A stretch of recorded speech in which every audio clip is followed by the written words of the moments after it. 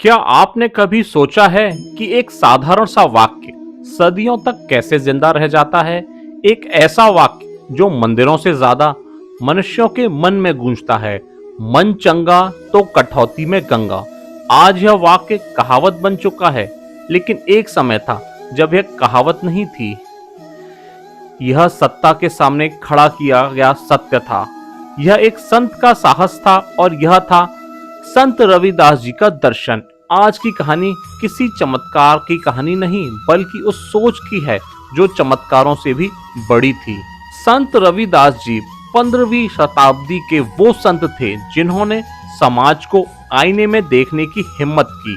वे किसी राजमहल में नहीं पले, वे किसी ऊंची जाति में पैदा नहीं हुए, वे जन्मे चमड़े का काम करने वाले एक साधारण से परिवार में, लेकिन उनका मन राजाओं से भी ऊंचा था।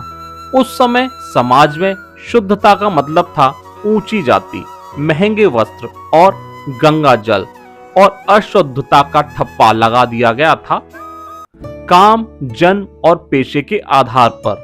रविदास जी ने इसी सोच को जड़ से हिला दिया। कहानी उस दिन की है जब एक राजा संत रविदास जी की ख्याति से असहज हो उठा। राजा ने सोचा, देखते हैं यह संत कितना पवित्र है। उसने आदेश दिया, रविदास तुम गंगा से जल लाओ, तभी साबित होगा कि तुम सच में संत हो।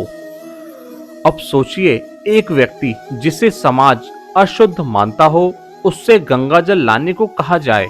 यह सिर्फ आदेश नहीं था, यह एक परीक्षा थी, एक अपमान था। लेकिन रविदास जी ने न नाराज हुए न डरे।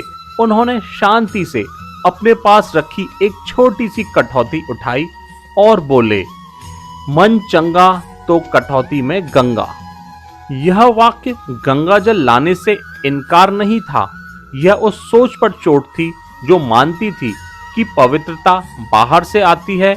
रविदास जी का कहना था, अगर मन पवित्र है तो किसी नदी की जरूरत नहीं, अगर भीतर छल नहीं तो बाहर की सफाई व्यर्थ है।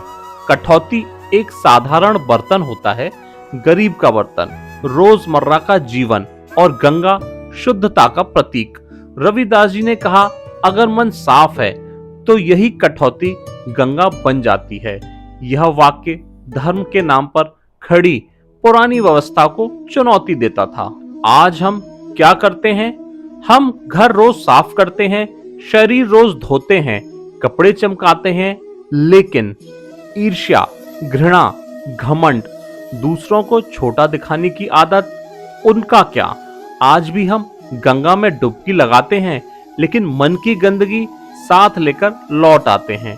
आज भी हम धर्म की बातें तो करते हैं, लेकिन इंसानियत भूल जाते हैं। संत रविदास जी आज भी हमसे पूछते हैं, तुमने सब कुछ धोया, लेकिन मन को कब धोओगे? संत रविदास जी हमें यह नहीं सिखाते कि गंगा गलत है, वे यह सिखाते हैं कि गंगा से पहले मन का पवित्र होना जरूरी है, क्योंकि जिसने मन को जीत लिया उसने ईश्वर को पा लिया।